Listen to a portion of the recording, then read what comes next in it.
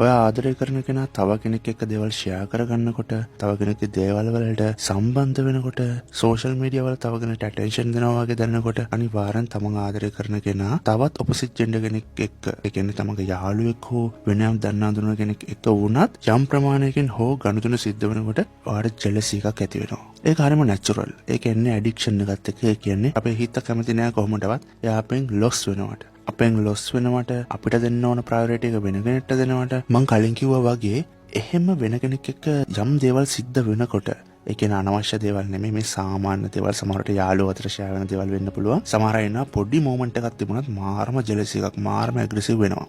මං කියන්නේ මේක හරියම නැචරල් දෙයක්.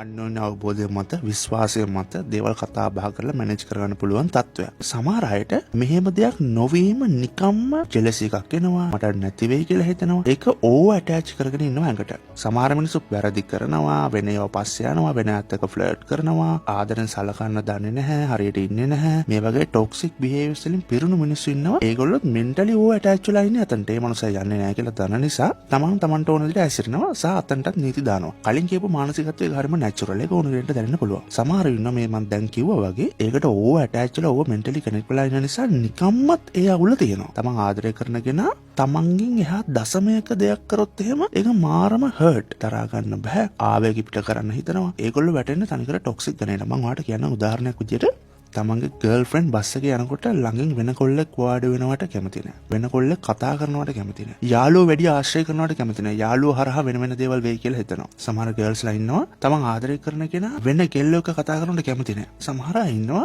තමන්ගේ නංගි, එක කුස උපන් නංගි අක්කා එක්ක කතා කරනවට ජෙලසි එකක් එනවා. ඒවට නීති දාලා තියෙනවා. හැමදේම හොයලා බලනවා, ට්‍රැක් කරනවා. තව අය ඉන්න මේ හොඳට ඉන්නවා කියලා පේනවා, අවංකයි කියලා පේනවා. නිකම්ම ෆෝන් වල ට්‍රැකින් ඇප්ස් දාගෙන. සමහරට මම කියපු කැටගරි එකේ මානසික තියෙන කෙනෙක් මේක අහන්න උනත් පුළුවන්. සාමාන්‍ය සැකයක් තියෙනවා, අවුලක් තියෙනවා, මෙතන පේන්න මොනවා හරි වෙනවා, දැනෙන්න මොනවා හරි වෙනවා. ඒ නිසා අර වගේ දෙයක් සිද්ධ කරන දේ ඒක නැචරල් තත්ත්වය. අරගොල්ලෝ එහෙම නෙමෙයි. ඒගොල්ලෝ නිකම්ම අර මං කිව්වා වගේ ළඟින් කෙනෙක් වාඩි වෙනවට කැමති නෑ, වෙන කෙනෙක් එක්ක කතා කරනවට කැමති නෑ, තමන්ගේ ගර්ල් අයියා මල්ලි එක්ක කතා කරනවට කැමති නෑ, තමන්ගේ බෝයි අක්කනංගි එක්ක කතා කරනවට කැමති නෑ, වෙන අය එක්ක කතා කරනවට කැමති නෑ, Facebook එකට, Insta එකට, WhatsApp එකට ප්‍රොෆයිල් පික්චර් එකක් දානවට කැමති නෑ, වෙන පික්චර්ස් අප්ලෝඩ් කරනවට කැමති නෑ, වෙන මිනිස්සු ඒවට කමෙන්ට් කරනවට කැමති නෑ, වෙන මිනිස්සු දාන කමෙන්ට්ස් වලට මෙයා රිප්ලයි කරනවට කැමති නෑ. ඒගොල්ලෝ මේවට අර ක්‍රියේටිව් විදිහට හේතුත් හදනවා. අර වගේ දෙයක් වුණත් රණ්ඩු වෙලා අර මනුස්සයගේ මානසික සංසිඳීම අන්තටම නැති කරලා මම මෙහෙම කියන්නේ ඔයාගේ හොඳට.